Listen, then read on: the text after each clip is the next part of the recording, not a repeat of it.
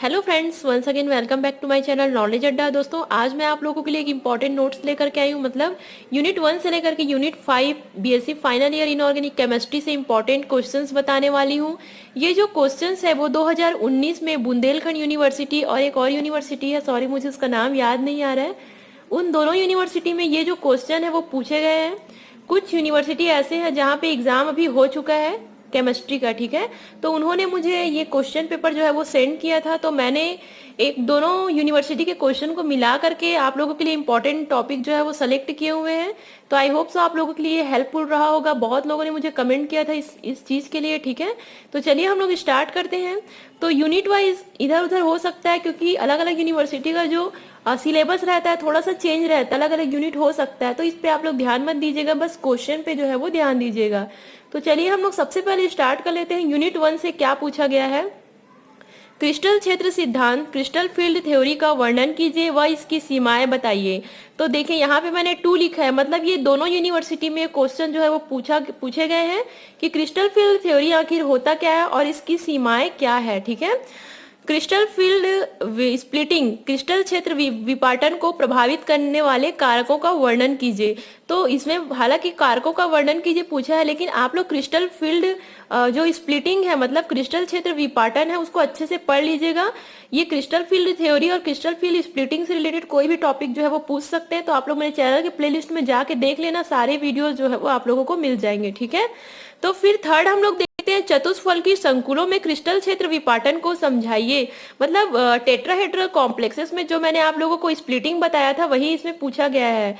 और साथ में स्टूडेंट्स ने ये भी मुझे कमेंट करके बताया था कि आपने जो पढ़ाया था वो बहुत सारे एग्जाम में जो है वो आया है। हालांकि मैं अभी पूरा सिलेबस कंप्लीट नहीं कर पाई हूँ, कुछ कुछ इंपॉर्टेंट टॉपिक बचा है, लेकिन जितने मैं क्वेश्चन आप लोगों को बताई हूँ उसमें से अधिकतर जो है वो पूछे गए हैं। आप लोग यहाँ पे जो है वो देख सकते हो, ठीक है।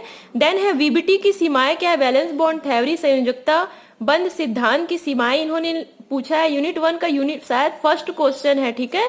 ये ज्यादा नहीं पूछा जाता, लेकिन देखिए इस बार 2019 में जो है वो पूछा गया है, वीबीटी की सीमाएं क्या है। डीक्यू इकाई में Fe263+ की CFSC वैल्यू ज्ञात कीजिए। मतलब मैंने आप लोगों को CFSC वैल्यू निकालना बताया है, ठीक है।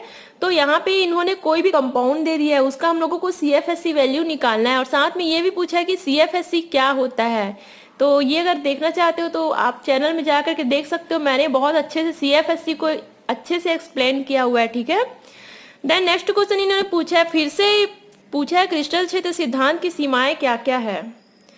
ट्रांस इफेक्ट क्या है, तो ट्रांस इफेक्ट विषम प्रभाव जिसे कहते हैं, इसको आप लोग अच्छे से पढ़ लीजिएगा, ये इंपॉर्टेंट टॉपिक है। देन है स्थायित्व नियतांक, स्टेबिलिटी कांस्टेंट। ये जो क्वेश्चन है उतना इंपॉर्टेंट नहीं है, लेकिन इस बार इसे पूछा गया है। स्टेबिलिटी कांस्टेंट क्या है, यौगिकों के स्थायित्व को प्रभावित करने वाले कारकों का वर्णन कीजिए। तो फ्रेंड्स, अगर आप लोगों को अच्छे नंबर लाना है तो आप लोग जो इंपॉर्टेंट टॉपिक नहीं है वो भी पढ़ के जाना। हालांकि इंपॉर्टेंट टॉपिक तो मैं आप लोगों को बता ही रही हूँ, लेकिन देखिए यहाँ कितने अंदर अंदर से जो है वो पूछा गया है, शॉर्ट टाइप क्वेश्चन ज्यादा पूछा गया है, ठीक है। तो आप लोग इस अच्छे से जो है वो पढ़ लीजिएगा। और ये जो क्वेश्चन है उसमें मैंने अपने अकॉर्डिंग कोई भी ऐड नहीं किया हुआ है, ये जो क्वेश्चन है वो यूनिवर्सिटी में जो है वो पूछे गए हैं। तो चलिए हम लोग देख लेते हैं यूनिट 2। देन यूनिट 2 से पूछा गया अक्रिय एवं परिवर्तनशील कॉम्प्लेक्सेस में अंतर बताए समझाइए। तो ये जो क्वेश्चन है मुझे बुक में नहीं मिल रहा था तो मैंने यूनिट 2 में डाल दिया। हो सकता है आप लोगों के सिलेबस में ये क्वेश्चन होगा और हो सकता है ये आप लोगों के सिलेबस में नहीं होगा, तो आप लोग एक बार अच्छे से आप लोग बुक को देख लीजिएगा ये क्वेश्चन कहाँ है, ठीक है। देन दूसरा क्वेश्चन यूनिट 2 से पूछा गया है डीडी ट्रांजिशन के लिए वर्ण नियम को समझाइए, सिलेक्शन फॉर डीडी ट्रांजिशन। और डीडी ट्रांजिशन भी इंपॉर्टेंट टॉपिक है, उसे भी आप लोग पढ़ लेना। वर्ण नियम, लपोर्ट नियम दोनों आप लोग पढ़ के जाइएगा, ठीक है।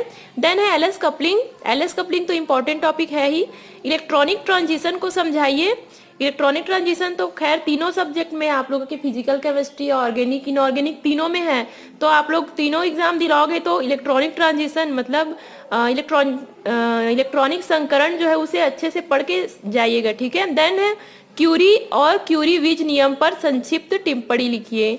D1 से D9 विन्यास वाले धातुओं के लिए ऑर्गल एनर्जी डायग्राम बनाइए। ऑर्गल एनर्जी डायग्राम भी आप लोग अच्छे से देख लीजिएगा। देन शॉर्ट टाइप क्वेश्चन फिर से पूछा गया Fe63- अनुचुंबकीय है, जबकि Fe64 प्रतिचुंबकीय समझाइए। तो अनुचुंबकीय प्रतिचुंबकीय इस यूनिट में है, तो देखिए इससे अंदर से पूछा गया, इतना शॉर्ट टाइप क्वेश्चन है।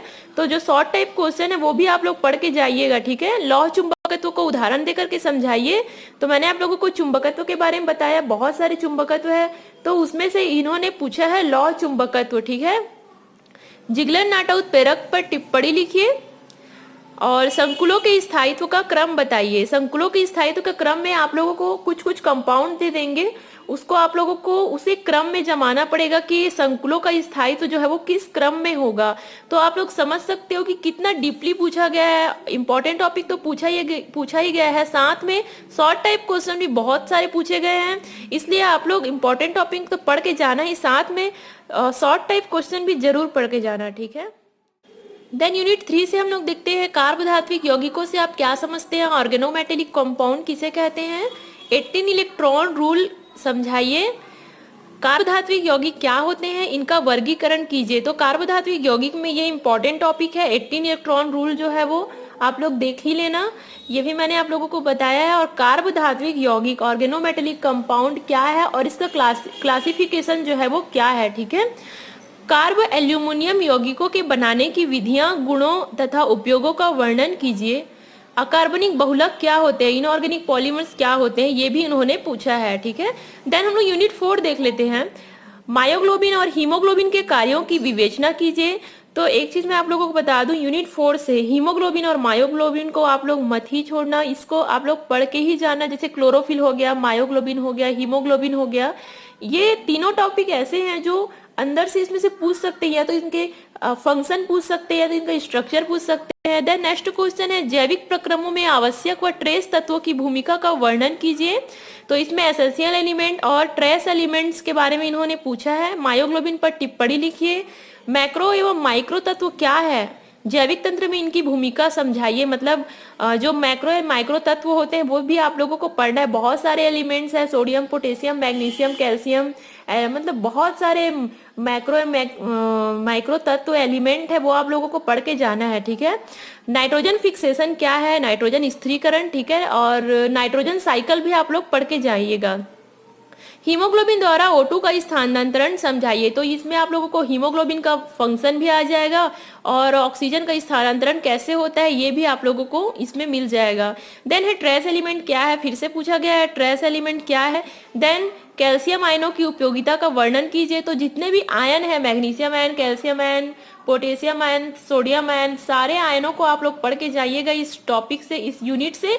और खासकर हीमोग्लोबिन और मायोग्लोबिन को तो मोस्ट इंपॉर्टेंट टॉपिक है यूनिट 4 के लिए।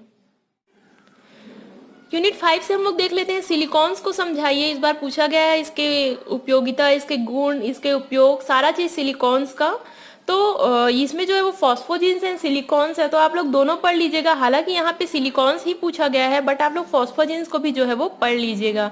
देन है HACCP थ्योरी क्या है, HACCP सिद्धांत। कठोर अम्ल कठोर क्षार वाला भी मैंने आप लोगों को बताया था, HACCP थ्योरी वो भी आया हुआ है। कौन सा कठोर क्षार है क्यों, कौन सा कठोर अम्ल है क्यों। तो आप लोग फिर से यहाँ देख रहे हो, बहुत शॉर्ट टाइप क्वेश्चन में इसे पूछा गया है। तो hard acid hard base, soft acid soft base, ये कठोर अम्ल मृदु अम्ल को आप लोग जब पढ़ेंगे तो इसका एग्जाम्पल जरूर पढ़ना कि कौन सा अम्ल कठोर है, कौन सा अम्ल जो है वो मृदु है, क्योंकि इसमें जो है वो छोटे छोटे क्वेश्चन पूछते हैं कि ऐसा क्यों है, ये कठोर अम्ल क्यों है, कठोर क्षार क्यों है। और साथ में आप लोग जो सहजीविता सिम्बायोसिस है वो भी आप लोग पढ़ लेना इस यूनिट से। तो आई होप यू गाइस आप लोगों के लिए ये जो टॉपिक है, नोट्स है, वो होपफुल रहा होगा, हेल्पफुल रहा होगा। तो मैं आप लोगों को अगले दिन जो है वो नेक्स्ट डे आप लोगों को organic chemistry and physical chemistry का भी आप लोगों को इंपॉर्टेंट टॉपिक दूंगी। तो चैनल को सब्सक्राइब जरूर कीजिएगा। Thank you friends for watching my video.